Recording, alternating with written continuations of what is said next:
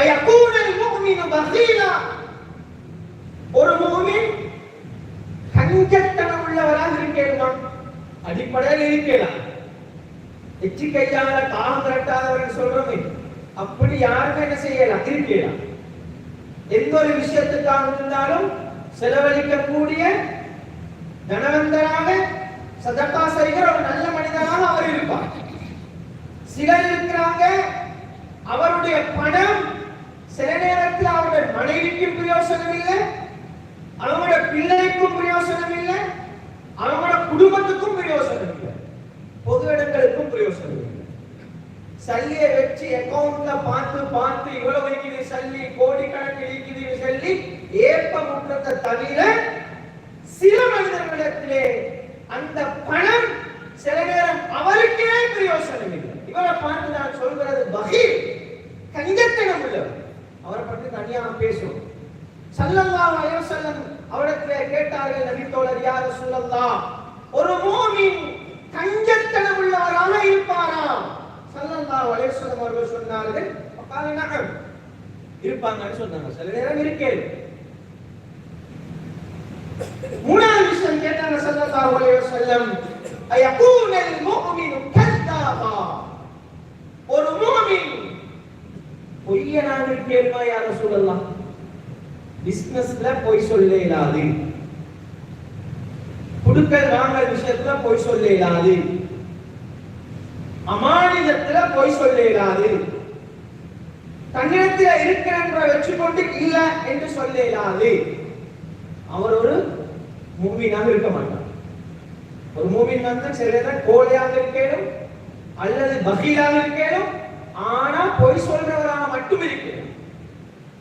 இன்றைக்கு நான் இந்த பொதுவாக தலைப்பாக இருக்கிறதுக்கு ஒரு வாலிபர் காரணமாக இருக்கிறார்.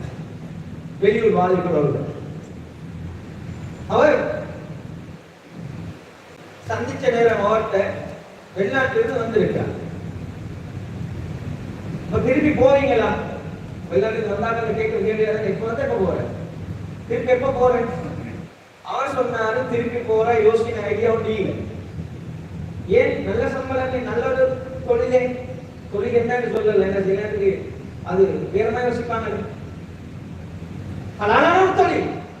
அவர் சொன்னாரு, ஹலாலான தொழிலாக இருந்தாலும் அங்க நான் இருக்கிற இடத்துல பொய் சொல்லாம வியாபாரம் செய்யணும்.